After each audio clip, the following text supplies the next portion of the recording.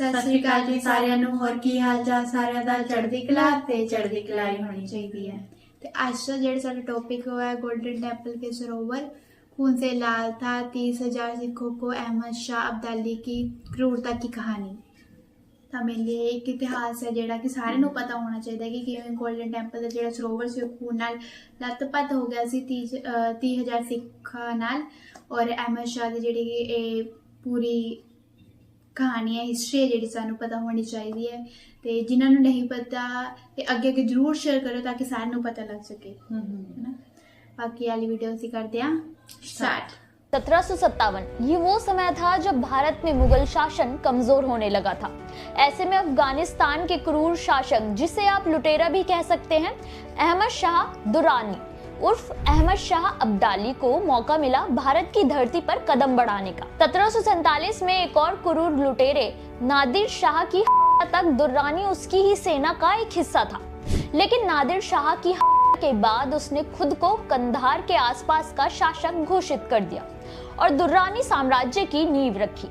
1748 से उसने फिर से भारत को लूटने का खेल शुरू कर दिया। अपने पहले 3 हमलों में उसने कश्मीर और पंजाब का एक बड़ा हिस्सा जीत लिया था।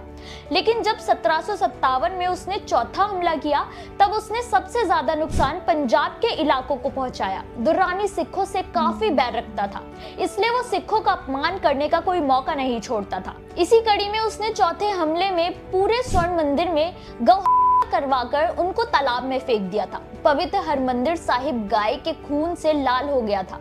सिखों के लिए स्वर्ण मंदिर केवल एक धार्मिक संरचना नहीं बल्कि उनकी पहचान का आध्यात्मिक आधार मानी जाती है। नतीजा, सिखों में दुर्रानी को लेकर घृणा और रोष और ज्यादा बढ़ गया। मगर दुर्रानी यही नहीं रुका, उसने 1761 में फिर से हमला कर दिया। लेकिन इस बार उसका सामना मराठों से हुआ था और दुर्रानी ने अपने कत्लेआम को दिखाते हुए यहाँ मराठों को लगभग खत्म ही कर दिया था। और सिखों के प्रति उसकी घृणा इतनी थी कि वो उन्हें पूरी तरह से खत्म करने पर उतारू हो चुका था। और इसी कड़ी में उसने लुधियाना में एक साथ 30,000 से करीब 40,000 सिखों का किया था, जिसमें ज्यादातर महिलाएं, बच्चे, बूढ़े शामिल थे। लेकिन हैरानी की बात तो ये थी कि इस में कुछ अपने ही लोगों के दगा शामिल थे जिन्होंने सिखों की पीठ में छुरा मारा था। आइए जानते हैं क्या है इस धोखे की कहानी। नमस्कार, मेरा नाम है मोहिनी, आप देख रहे हैं नेड्रिक पंजाब। 1761 में जब पानीपत का युद्ध हुआ तब तक सिखों का एक दल खालसा काफी मजबूती से पंजाब की सीमा की रक्षा कर रहा था। सिखों के गुरिल्ला युद्ध कौशल के कारण मुगल और अफगानों दोनों ही उनसे सामने से टकराने से भागते थे। खासकर सिख सेनाएं मिसलों में तैयार हो रही थी, जिससे वो और मजबूत हो रहे थे। ज्यादातर मिसल दुश्मनों पर अचानक हमला करते और उनकी छावनी में तबाही मचाकर लौट जाते थे। मराठों को हराने के बाद दुर्रानी ने उत्तर भारत पर विजय प्राप्त करने का फैसला किया और उसके लिए जरूरी था कि सिखों की बढ़ती साख और उनके मजबूत होते संगठनों को किसी तरह से कमजोर किया जाए। उनकी बहादुरी के आगे अफगान सेना सामने से तो उनसे टकराने से रही, इसलिए उन लोगों ने घर के भेदी को खोजा जो सिखों के मजबूत दुर्ग में सेंध लगा सके। और ऐसे में सिख संगठनों से गद्दारी करने वाला था जंडियाला का सिख महंत अकील दास। फरवरी 1762 में अहमद शाह दुर्रानी पंजाब के लुधियाना में हमले की तैयारी में थे। इसी बीच सिख पंजाब के मलेर कोटला से करीब 40,000 सिख महिलाएं, बच्चे, बुजुर्गों ने पड़ाव डाला हुआ था। उन्हें तुरंत हमले की तैयारी की सूचना मिली और तय किया गया कि किसी तरह से उन्हें बीकानेर भेज दिया जाए। लेकिन इस बात की खबर सिख महंत अकील दास ने दुर्रानी को दे दी। दुर्रानी ने बिना समय गवाए 30,000 सैनिकों को जुटाया और सरहिंद के मुगल गवर्नर जैन खान सरहिंदी और मलेर कोटला के भीकन खान के साथ गठजोड़ कर लिया। सिखों के बढ़ते प्रभाव से ये दोनों भी सिखों से खार खाए हुए थे। इन तीनों ने मिलकर 5 फरवरी 1762 को लुधियाना जिले के कुपरहीरा में निहत्थे कमजोर सिख परिवारों पर हमला कर दिया। की माने तो करीब 30,000 से 40,000 सिखों की निर्मम हत्या की गई थी। ये सिखों के इतिहास में बड़े में से एक माना जाता है। वहां मौजूद नदी खून से लाल हो गई थी। सिख इसे वडा घलुघारा कहते हैं, क्योंकि पंजाबी में घलुघारा का मतलब होता है। लुधियाना में हुआ ये हजारों सिखों की खून की कहानी कहता है और इसलिए इसे वड्डा घलूघारा कहा जाता है। सिखों के परिवारों को न केवल बहादुरी और सीना तान कर दुश्मनों की आंखों में आंखें डालकर सामना करने के जज्बे के कारण इतनी बड़ी कीमत चुकानी पड़ी थी। पूरे सिख इतिहास में ये सिखों के लिए कभी भी ना भरने वाला जख्म दे गया।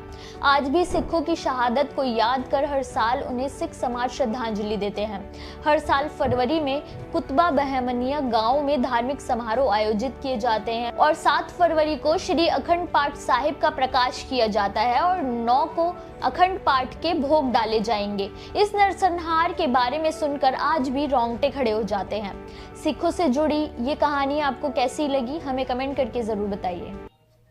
ਤਾਂ ਗਾਇਜ਼ ਵਾਲੀ ਵੀਡੀਓ ਚ ਕਿ ਸਾਡੀ ਤਰੀਕ ਖਤਮ ਤੇ ਤੁਸੀਂ ਦੇਖਿਆ ਹੈ ਨਾ ਇੱਕ ਤਰ੍ਹਾਂ ਕੋ ਇਹ ਵੀ ਦਿਖਾਇਆ ਇਹਨਾਂ ਨੇ ਜਿਹੜਾ ਅਬਦਾਲੀ ਸੀ ਹੈ ਨਾ ਤੇ ਮਤਲਬ ਉਹਨੂੰ ਸਿੱਖਾਂ ਤੋਂ ਵੈਰ ਸਿੱਖ ਹੈ ਨਾ ਕਿ ਸਿੱਖ ਰਹਿਣੇ ਚਾਹੀਦੇ ਪੰਜਾਬ ਰਹਿਣਾ ਚਾਹੀਦਾ ਤੇ ਉਹਨਾਂ ਨੇ ਦੱਸਿਆ ਜਿਹੜੇ 3 ਹਮਲੇ ਪਹਿਲੇ ਕਰੇ ਕਸ਼ਮੀਰ ਚ ਔਰ ਪੰਜਾਬ ਚ ਕਰੇ ਸੀ ਤੇ ਚੌਥਾ ਹਮਲਾ ਕਹਿੰਦੇ ਇਹਨਾਂ ਨੇ ਪੰਜਾਬ ਨੂੰ ਪੂਰਾ ਖਤਮ ਕਰਨ ਚਲਾਤਾ ਸੀ ਉਹਨੇ ਹਾਂਜੀ ਪਰ ਜਿਹੜਾ ਖਾਲਸਾ ਰਾਜ ਜਿਹੜੇ ਨਿਹੰਗ ਸਿੰਘ ਹੈ ਉਹ ਵੀ ਡਟ ਕੇ ਕਹਿੰਦੇ ਖੜੇ ਰਹੇ ਤੇ ਕਈ ਵਿੱਚ ਹੁੰਦੇ ਆ ਕਹਿੰਦੇ ਕਿ ਜਿਹੜੇ ਜਾਸੂਸ ਕਰਦੇ ਹੁੰਦੇ ਆ ਬਣੇ ਸਿੱਖ ਹੁੰਦੇ ਆ ਪਰ ਦੂਸਰੀ ਆਪੋਜ਼ਿਟ ਜਿਹੜੀ ਹਾਂ ਸਾਈਡ ਦੇ ਹੁੰਦੇ ਆ ਤੇ ਉਹਨਾਂ ਨੇ ਦੱਸਿਆ ਜਿਵੇਂ ਉਹ ਕਹਿ ਰਹੇ ਸੀ ਕਿ ਸਾਰਿਆਂ ਨੂੰ ਜਿੰਨੇ ਵੀ ਹੈ ਪਰ ਕਹਿ ਰਹੇ 5 ਫੈਬਰਵਰੀ ਨੂੰ ਜਿਵੇਂ ਉਹਨਾਂ ਨੇ ਹਮਲਾ ਕਰਿਆ ਹੈ ਨਾ ਤੇ ਕਿੰਨੇ ਸਿੱਖ ਜਿਹੜੇ ਆ ਕਹਿੰਦੇ ਕਿ ਗੋਲਡਨ ਟੈਂਪਲ ਦੇ ਜਿਹੜਾ ਸਰੋਵਰ ਹੈ ਨਾ ਭਰ ਗਿਆ ਸੀ ਖੂਨ ਹੋ ਗਿਆ ਸੀ 30,000 ਘੱਟ ਨਹੀਂ ਹੁੰਦੇ ਸਿੱਖ ਹੈ ਨਾ ਕਿੰਨੇ ਉਹਨਾਂ ਨੇ ਸ਼ਹੀਦ ਕਰੇ ਹੋਣੇ ਪਰ ਇਹ ਹੈ ਕਿ ਸਾਡਾ ਜਿਹੜਾ ਪੰਜਾਬੀਆਂ ਦੇ ਸਿੱਖਾਂ ਦਾ ਇਤਿਹਾਸ ਹੈ ਪਿੱਛੇ ਦਾ ਉਹ ਇੱਕ ਹੈ ਕਿ ਸ਼ਹੀਦ ਹੋ ਜਾਓ ਪਰ ਕਦੀ ਧਰਮ ਨਾ ਛੱਡੋ ਹੈ ਨਾ ਤੇ ਡਟ ਕੇ ਹਮੇਸ਼ਾ ਖੜੇ ਰਹੇ ਅੱਜ ਵੀ ਪਹਿਲਾਂ ਵੀ ਸਾਡੇ ਜਿਹੜਾ ਵੀ ਇਤਿਹਾਸ ਰਿਹਾ ਹੈ ਜਿਵੇਂ ਹੁਣ ਇਹ ਲਾ ਲਓ ਹਨਾ ਇਹਨਾਂ ਨੇ ਫਿਰ ਵੀ ਡਟ ਕੇ ਸਾਹਮਣਾ ਕਰਿਆ ਚਾਹੇ ਜਿੰਨੀ ਮਰਜ਼ੀ ਫੌਜ ਸੀ ਸਾਹਮਣੇ ਤੇ ਕਿਸੇ ਨੇ ਹਾਰ ਨਹੀਂ ਮੰਨੀ ਡਟ ਕੇ ਸਾਹਮਣਾ ਕੀਤਾ ਨਾ ਹੀ ਕੋਈ ਝੁਕਿਆ ਸੀ ਸਹੀ ਗੱਲ ਬਾਕੀ ਤੁਸੀਂ ਦੱਸੋ ਤੁਹਾਨੂੰ ਇਸ ਚੀਜ਼ ਦਾ ਪਤਾ ਸੀ ਕਿ ਨਹੀਂ ਕਮੈਂਟ ਸੈਕਸ਼ਨ ਤੇ ਜਰੂਰ ਦੱਸਿਓ ਇਹ ਵੀਡੀਓ ਅੱਗੇ ਜਰੂਰ ਸ਼ੇਅਰ ਕਰੋ ਤਾਂ ਕਿ ਸਾਰਿਆਂ ਨੂੰ ਇਸ ਗੱਲ ਦਾ ਪਤਾ ਲੱਗ ਸਕੇ ਇਸ ਇਤਿਹਾਸ ਦਾ ਕਈ ਅਜਿਹੇ ਇਤਿਹਾਸ ਹੁੰਦੇ ਸਾਨੂੰ ਨਹੀਂ ਪਤਾ ਹੁੰਦਾ ਕਈਆਂ ਨੂੰ ਨਹੀਂ ਪਤਾ ਹੁੰਦਾ ਬਟ ਵੀਡੀਓ ਦੇਖਣ ਤੋਂ ਬਾਅਦ ਸਾਨੂੰ ਪਤਾ ਲੱਗਦਾ ਹੈ ਤਾਂ ਸਾਨੂੰ ਪਤਾ ਹੋਣਾ ਚਾਹੀਦਾ ਸਾਨੂੰ ਇਤਿਹਾਸ ਬਾਰੇ ਤਾਂ ਤੁਹਾਨੂੰ ਕਿਵੇਂ ਲੱਗਿਆ ਕਮੈਂਟ ਸੈਕਸ਼ਨ ਤੇ ਜਰੂਰ ਦੱਸਿਓ ਲਾਈਕ ਕਮੈਂਟ ਸ਼ੇਅਰ ਸਬਸਕ੍ਰਾਈਬ ਕਰਨਾ ਨਾ ਭੁੱਲਿਓ ਧੰਨਵਾਦ